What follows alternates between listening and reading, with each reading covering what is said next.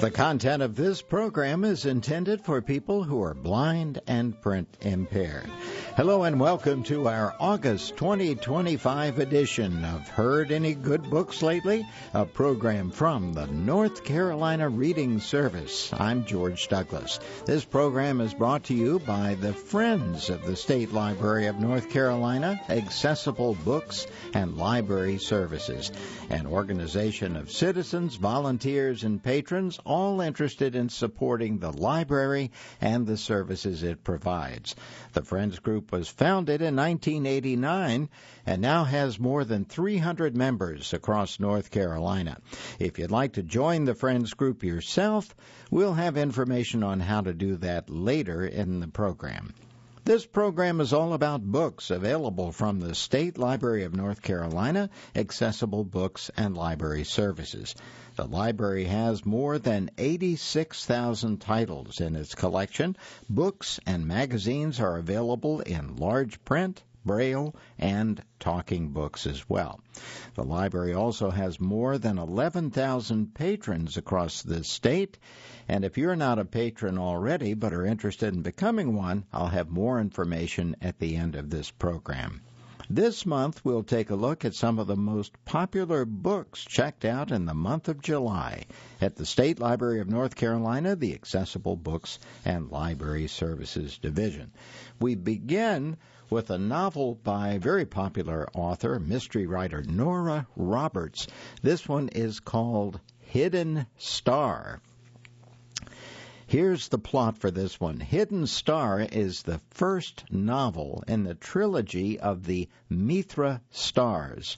Bailey James, a gemologist, is contracted by the Smithsonian to verify the authenticity of the stars. When Bailey starts to suspect that there is a plot to steal the stones, she sends two of the stars to her best friends, M.J. O'Leary and Grace Fontaine.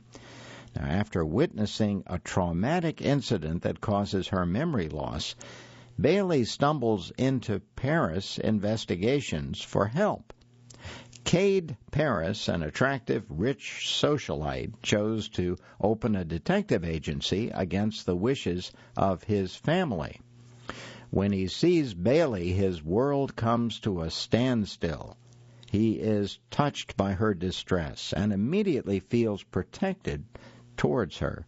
Together they set out to find who she is, and the only clues they have are a $1.2 US in cash, a fully loaded gun, and a huge diamond.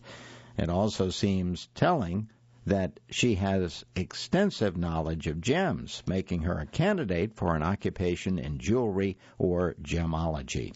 As Bailey and Cade rapidly fall for each other, Bailey starts to regain her memory in pieces. First, she gets clear images of her two friends as they are closest to her. Then, after a while, she dreams, remembers the initials T.S. and two men who look alike.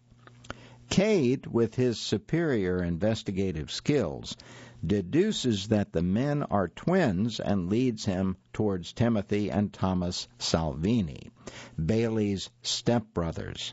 Together they set out to Salvini, a jewelry company, and find Timothy dead at the scene.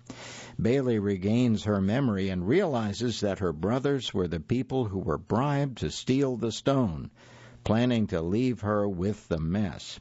Thomas attacks Bailey and is killed as well. Now they need to find her missing friends and keep the stones safe from the strangers so set on taking possession of them. Once again, sounds like a great mystery story from Nora Roberts. It's called Hidden Star. Next, a nonfiction type book that was very popular this past month. It's called AI for Life. That's Artificial Intelligence for Life. 100 plus ways to use artificial intelligence to make your life easier, more productive, and more fun. And it's by Celia Quillian. Demystify the world of artificial intelligence with this groundbreaking guide featuring over 100 innovative ways to incorporate AI into your daily life. Every day it seems like there's a new artificial intelligence tool on the market and a new complicated way to use it. But what if you could use AI to make your life easier without the complications? Well, in AI for Life, AI expert and creator of @SmartWorkAI offers over 100 ideas and ready-to-use prompts to get AI beginners started in using the technology to actually improve their lives. Now, beginning with a primer on the basics, including an overview of the popular and free AI tools, you will learn expert-tested tips and tricks to get the most out of your AI use, such as layering prompts to dive deeper into an initial response or asking for the output in different formats. Packed with practical how-to information, AI for Life is the must-have guide for using generative AI to make life easier for you, more productive, more organized, and more fun as well. And I might just point out here that Celia Quillian, who is the author here, has been featured as an expert in artificial intelligence by Time Magazine, Axios, New York Post, The Wall Street Journal, and she's been on the Today Show as well. She is the creator of the popular TikTok and Instagram channel @SmartWorkAI, and she teaches practical ways to use AI to make life easier at work and at home. And I think it's certainly a sign of the times that this is one of the most popular books this past month at the State Library. So you might look out for that one. It's called AI for Life, 100-plus Ways to Use Artificial Intelligence to Make Your Life Easier, More Productive, and More Fun. Written by Celia Quillian. Now back to the novels. Here's one called Beyond Reasonable Doubt, and it's by Robert Dugoni. Here's the plot. A master manipulator accused of murder. An attorney sworn to defend her. Kira Dugan returns in a riveting novel of suspense by New York Times best-selling author Robert Dugoni. When Jenna Bernstein, disgraced Wunderkind CEO of a controversial biotech company, is accused of murdering her former partner and lover, she turns to Seattle attorney Kira Dugan to defend her.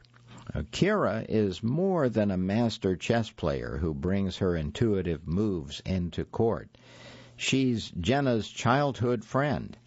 But considering their history, Kira knows that where Jenna goes, trouble follows. 5 years earlier, Kira's father successfully defended Jenna when she was tried for the killing of her company's chief scientist, who threatened to go public with allegations of a corporate fraud. Kira knows Jenna too well.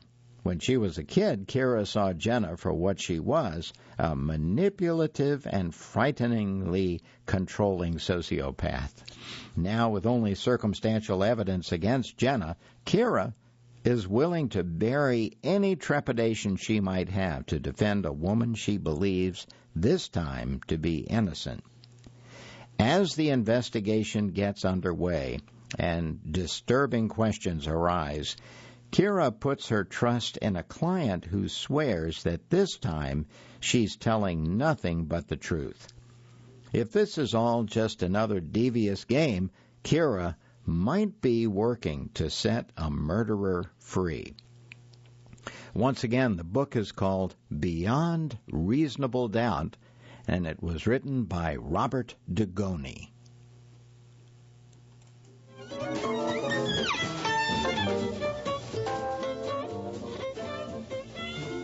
Now let's turn to a book called The Widower's Wife, a thriller by Kate Holohan. A dogged insurance investigator suspects that a perfect wife's accidental death was anything but. he doesn't know the half of it. Even after they both lost their jobs, Tom and Anna Bacon seemed to have it all. Good looks, a great home, a wonderful 3-year-old daughter, until Anna fell from the deck of their cruise ship into the waters of the Caribbean a few months after taking out a $5 million insurance policy with a double indemnity clause. Well, 3 months later, Tom's waiting impatiently for insurance strategy and investment to pay up, while Ryan Monahan, a statistics-smitten investigator who was retired from the NYPD by a gunshot, is determined to do his best to make sure his company doesn't have to. His job won't be easy, although he had a strong motive to kill a wife who may have been worth more dead than alive. Tom's also got a strong alibi. 3 people saw him at the ship's pool when his wife went over the side.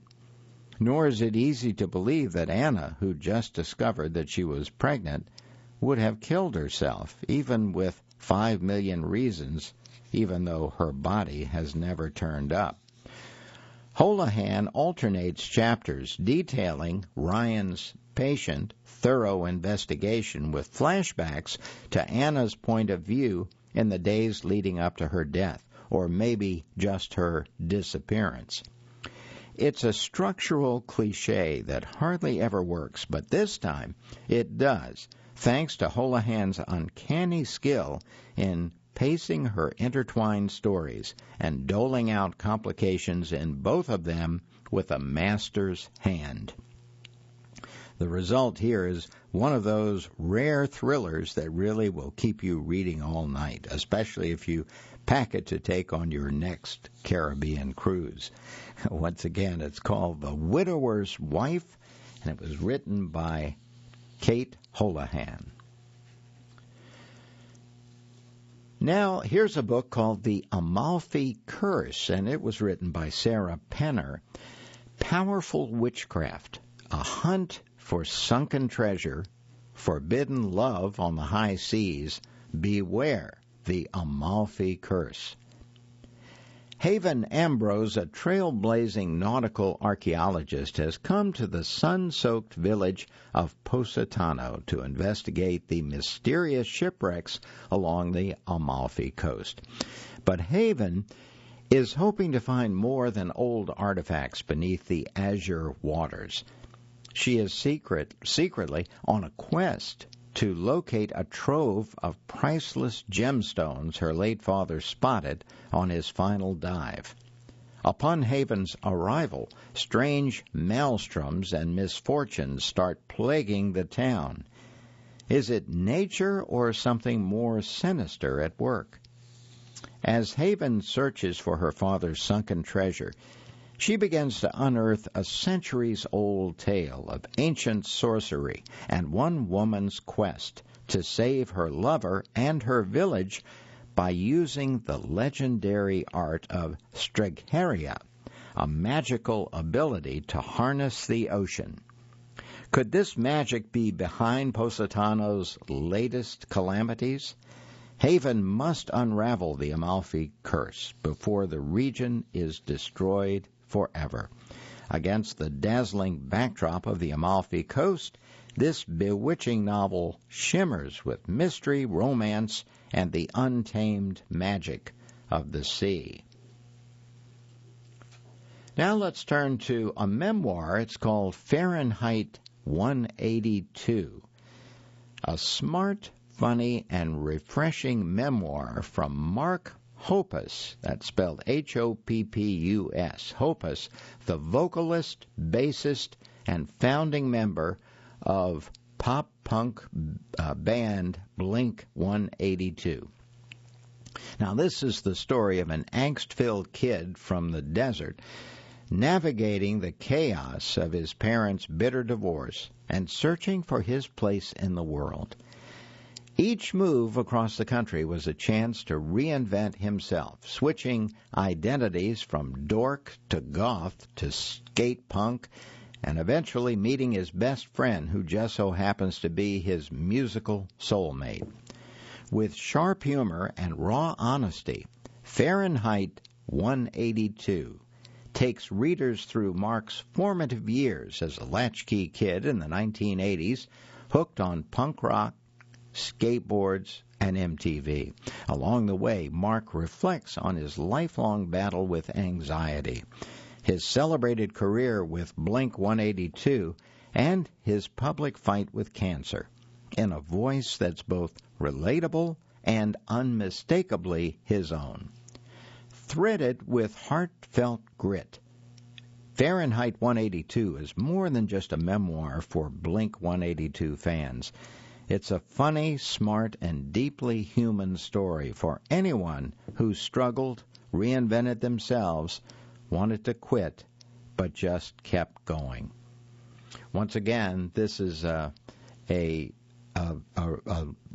not a novel, but a real story about Mark Hoppus, a vocalist with Blink-182. It's called Fahrenheit 182, a memoir.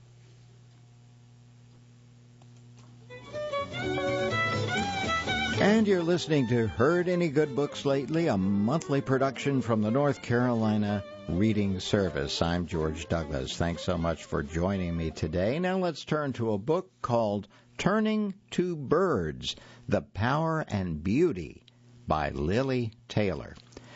Eye-opening essays about searching for peace in the cacophony of birds and discovering a world of meaning in small moments. And this is from award-winning actor Lily Taylor. The New Yorker magazine says about this book, I'll pass this along, it's very positive. By turns introspective, inquisitive, and funny, this book is a love letter to nature and the solace it can provide. Again, that's a quote from the New Yorker magazine. Here's the plot and the story for this book. Most people don't really know birds, or rather, they aren't aware of them. Lily Taylor used to be one of those people. She knew birds existed.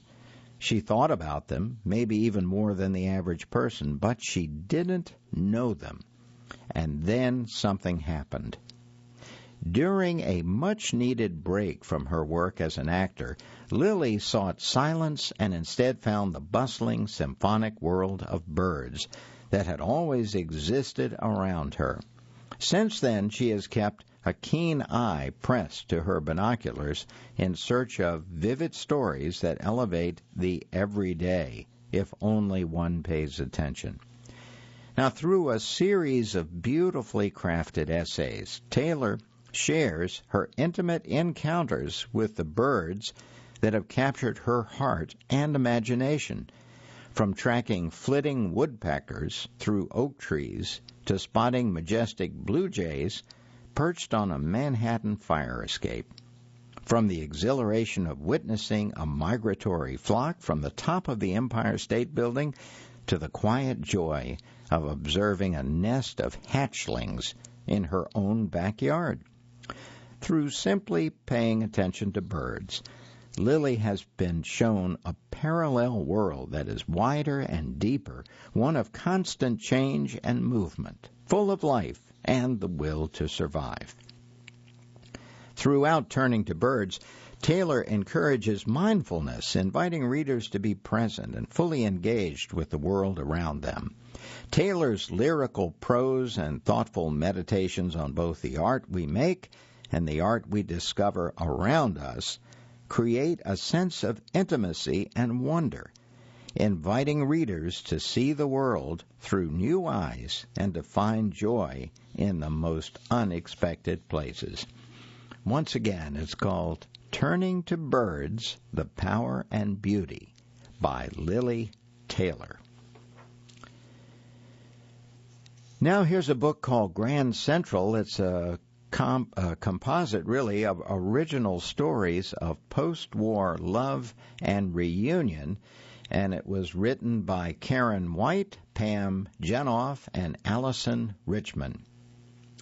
10 best-selling authors inspired by New York City's iconic Grand Central Terminal have created their own stories set on the same day just after the end of World War II, in a time of hope, uncertainty, change, and renewal. A war bride awaits the arrival of her GI husband at the platform. A Holocaust survivor works at the oyster bar, where a customer reminds him of his late mother. A Hollywood hopeful anticipates her first screen test and a chance at stardom in the kissing room. On any particular day, thousands upon thousands of people pass through Grand Central, through the Whispering Gallery, beneath the ceiling of stars, and past the information booth, and its beckoning four-faced clock to whatever destination is calling them. It is a place where people come to say hello and goodbye, and each person has a story to tell. The book features stories from Melanie Benjamin, Jenna Bloom, Amanda Hodgkinson, Pam Jenoff, Sarah Geo, Sarah McCoy, Christina McMorris, Allison Richmond, Erica Roebuck, and Karen White. And once again, the book is called Grand Central, All Original Stories of Post-War Love and Reunion, and it was compiled by three of these authors, Karen White, Pam Jenoff, and Allison Richmond. Now here's a novel by Julie Soto. It's called The Thrashers. Either you're in or you're out.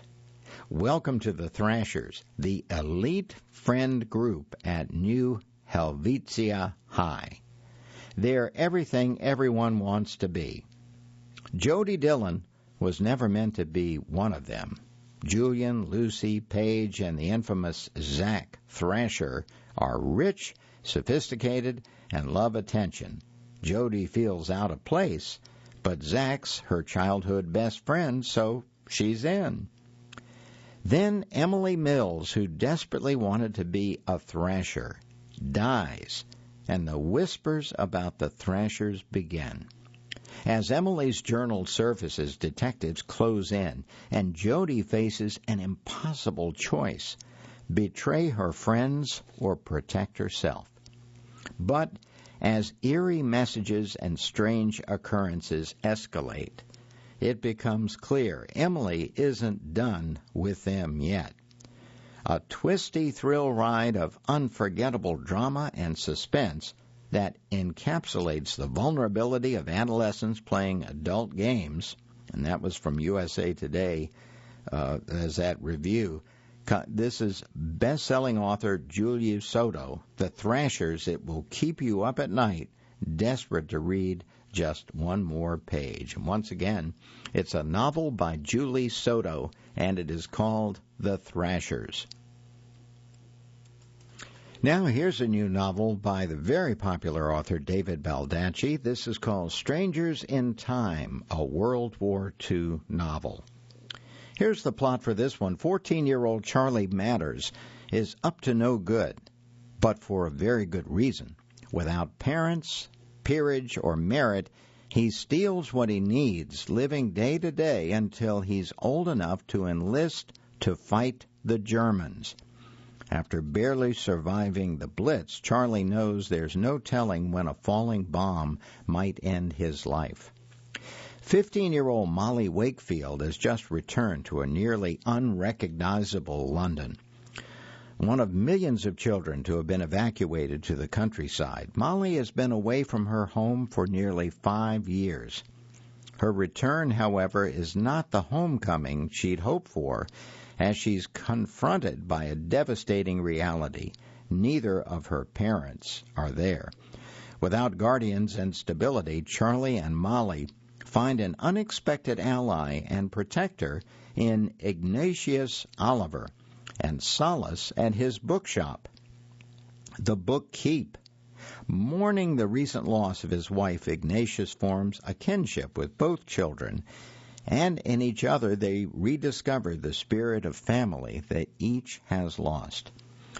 But Charlie's escapades in the city have not gone unnoticed, and someone has been following Molly since she returned to London, and Ignatius is harboring his own secrets which could have terrible consequences for all of them. As bombs continue to bear down on the city, Charlie, Molly, and Ignatius learn that while the perils of war rage on, their coming together and trusting one another may be the only way for them to survive. Once again, the book is called Strangers in Time. It's a World War II novel by David Baldacci.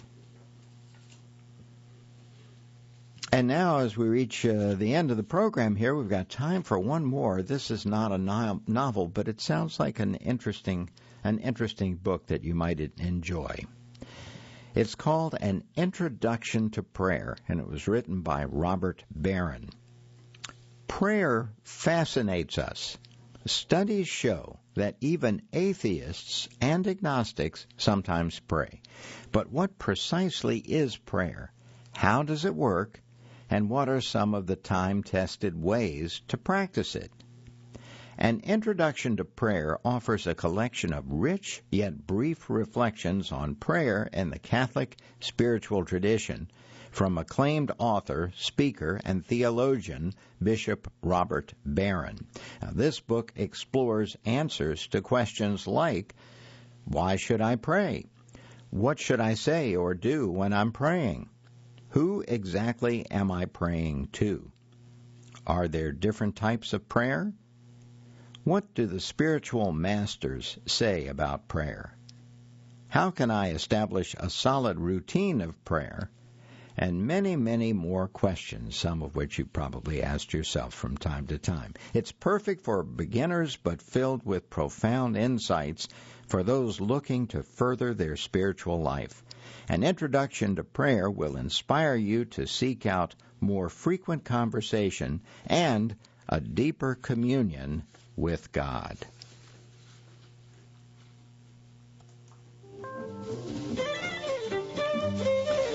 And that's all the time we have for this month's edition of Heard Any Good Books Lately? I'm George Douglas. Hope you enjoyed the program today. If you'd like more information about how to become a patron of the State Library of North Carolina, accessible books and library services, simply Google or search for Accessible Books, North Carolina Library, or you can call toll-free 888-388-2460. Once again, that number is 888-388-2460. You can also use those same numbers and website to join the Friends of the State Library of North Carolina Accessible Books and Library Services. It is that wonderful organization that sponsors this monthly feature on books. This program is intended for people who are blind or print impaired. Heard Any Good Books Lately will be available right after the broadcast at our website, ncreadingservice.org. So long until next time.